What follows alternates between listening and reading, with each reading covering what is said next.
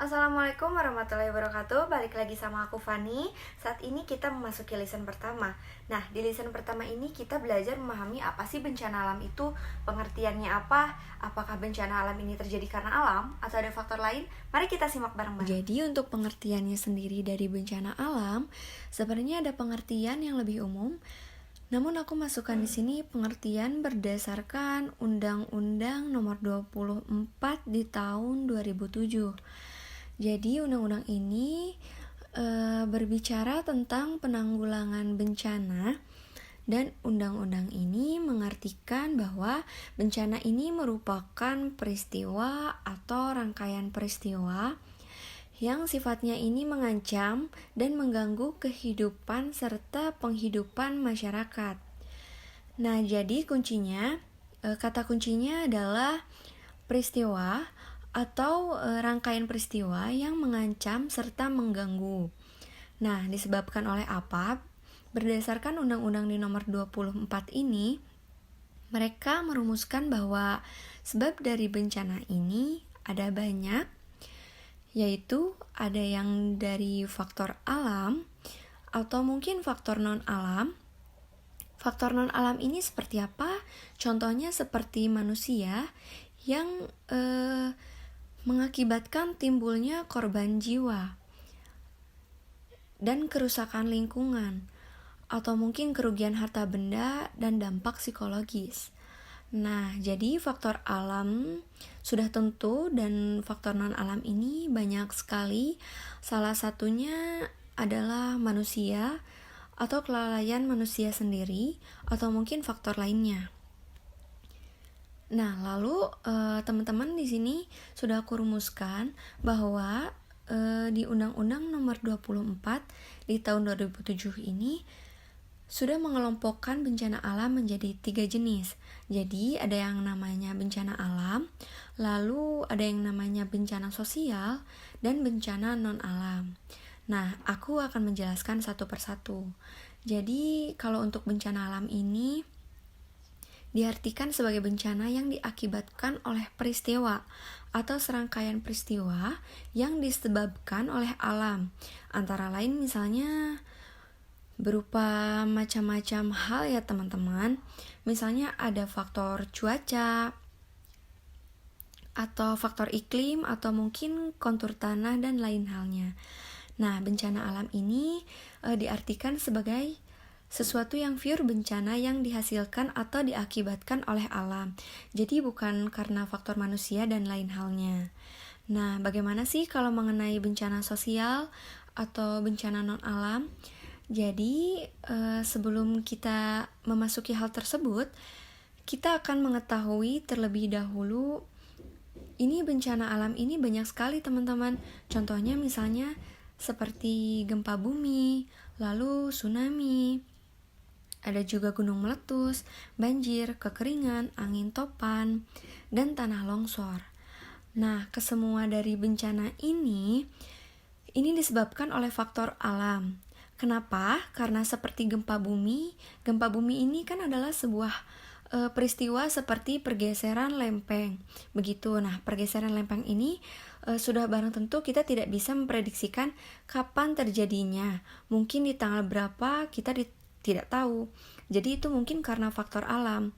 Lalu seperti tsunami, itu juga kita tidak bisa memprediksikan. Namun kita hanya bisa memperingatkan biasanya terjadi misalnya nih gempa bumi. Lalu ada pergerakan di laut atau samudera.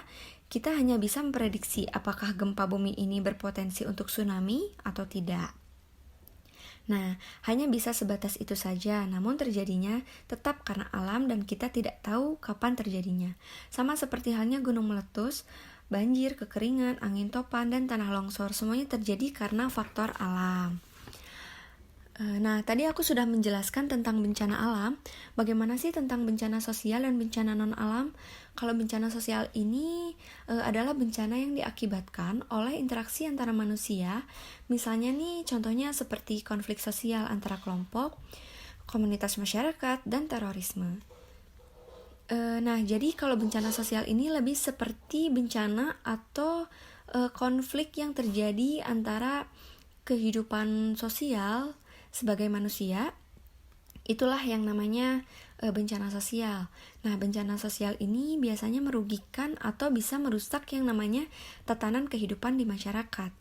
Nah, misalnya nih, ada konflik sosial antar kelompok atau komunitas, atau sebuah lembaga. Nah, ataupun masyarakat, dan juga bisa berupa terorisme. Nah, terorisme ini termasuk dalam bencana sosial karena apa? Karena keberadaannya ini sangat meresahkan masyarakat. Sehingga bisa membuat beberapa peristiwa lainnya itu jadi lebih buruk. Begitu. Jadi dengan adanya terorisme atau terroring, bahkan ada beberapa peristiwa lain atau bencana lain atau konflik lain yang akan terjadi dengan adanya terorisme ini. Nah, berbeda dengan bencana non-alam, jadi bencana yang bukan bencana sosial juga, namun bukan dihasilkan oleh alam juga. Jadi disebutnya bencana non-alam. Jadi bencana non-alam ini bencana yang diakibatkan oleh fenomena non-alam. Misalnya seperti kegagalan teknologi, modernisasi, atau wabah penyakit. Nah, kenapa contohnya seperti itu? Jadi bencana non-alam ini misalnya seperti kegagalan teknologi atau modernisasi. Nah, misalnya modernisasi ini kalau untuk di zaman dahulu mungkin tidak banyak yang namanya kendaraan bermotor. Nah, kalau misalnya di zaman sekarang, kendaraan bermotor itu sudah banyak sekali. Dan apa sih yang dihasilkan oleh kendaraan bermotor? Yaitu residu. Residu ini berupa asap-asap kendaraan.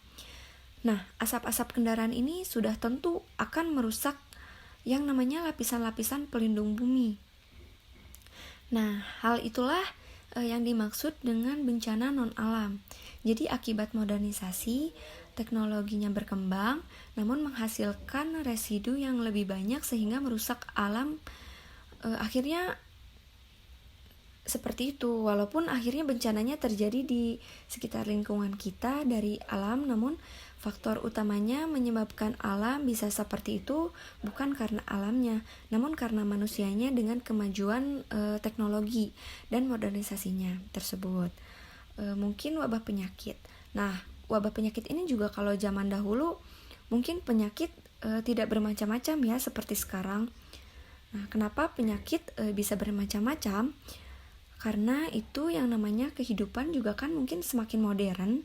Jadi kuman dan virus-virus juga semakin berevolusi dan semakin banyak jenisnya. Nah, itulah namanya bencana-bencana yang dinamakan bencana-bencana non-alam. Itu aja teman-teman listen aku kali ini. Terima kasih sudah menyimak.